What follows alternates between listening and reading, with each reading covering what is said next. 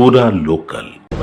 Congress party ఇచ్చినటువంటి స్థలంలో దాంతోపాటు కాంగ్రెస్ పార్టీ స్పాన్సర్ చేసినటువంటి మీటింగ్ దారుణ స్థలంలో జరిగిన మీటింగ్ అంతా కూడా కాంగ్రెస్ పార్టీ సాక్షాత్తు రాష్ట్ర ముఖ్యమంత్రి రేవంత్ రెడ్డి గారు స్పాన్సర్ చేసిన మీటింగ్ అది. నేను మళ్ళీ చెప్తున్నా, కర్త కర్మ క్రియ అంతా కూడా రేవంత్ రెడ్డి గారు అన్ని రకాలుగా సహాయం చేశారు. వక్ఫ్ సవరణ బిల్లుకు వ్యతిరేకంగా మీటింగ్ పెట్టారు. ఈ మీటింగ్ ద్వారా వాళ్ళు సాధించింది ఇలా పేద ముస్లింల పొట్టగొట్టిన బడా చోర్లంతా కలిసి పెట్టిన మీటింగ్ అది. మస్జిద్ కు మీటింగ్ పెట్టే హక్కు లేదు, అధికారం లేదు. ఇలా విష సర్పము తన పిల్లలను తానే తింటదట.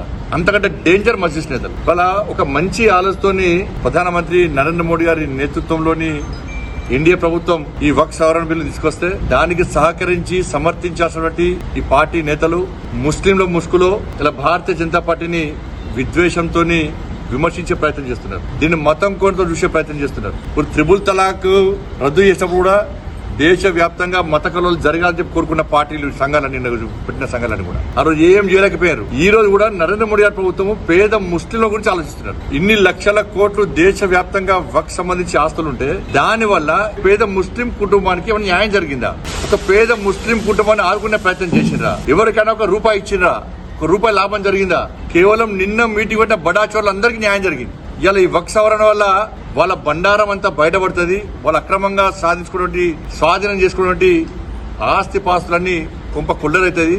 వాస్తవాలు బయటపడతాయని భావించే నిన్న పెద్ద మీటింగ్ అని చెప్పి కాంగ్రెస్, బీఆర్ఎస్, ఎంఎం పార్టీ ఇతర ముస్లిం సంఘాలు అన్ని కలిపి మీటింగ్ పెట్టినా.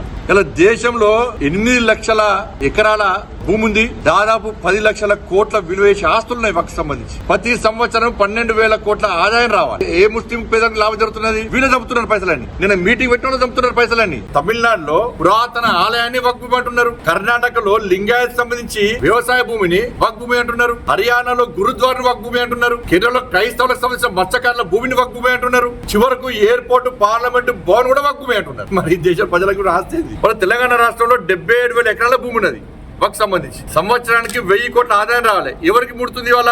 ఏ పేద ముస్లిం ముడుతున్నది వాళ్ళ ఆదాయం? ఈ ఫంక్షన్ హాలు వక్ఫ్ భూమి అంటే వక్ఫ్ భూమి టైటిల్ చూడరు ఇక. వాళ్ళ అయోధ్యలో రామ మందిర నిర్మాణం అప్పుడు రాముడిని పుట్టిన గ్యారెంటీ ఏంది అన్నట్టు ఈ సంస్థ మీటింగ్ పెట్టిన కూడా మరి ఏమీ ఆధారం లేని ప్రాంతాన్ని కూడా వక్ఫ్ భూమి అంటున్నారు. మీకు వచ్చిన అధికారం మీ జాతికో న్యాయం, మా జాతికో న్యాయమా? ఇవన్నీ ఆలోచించే పేద ముస్లింలకు న్యాయం జరగాలని చెప్పి ఆలోచనతో ఇలా ఈ వక్ఫ్ సవరణ బిల్లు తీసుకొచ్చినాం. గౌరవ సుప్రీంకోర్టు తప్పకుండా దీనికి అనుకూలంగా తీర్పిస్తుందని విశ్వాసం, నమ్మకం మాకుంది. ఆ గౌరవ సుప్రీంకోర్టు తీర్పుకు అనుకూలంగా మేము ముందు ప్రయత్నం చేస్తాం.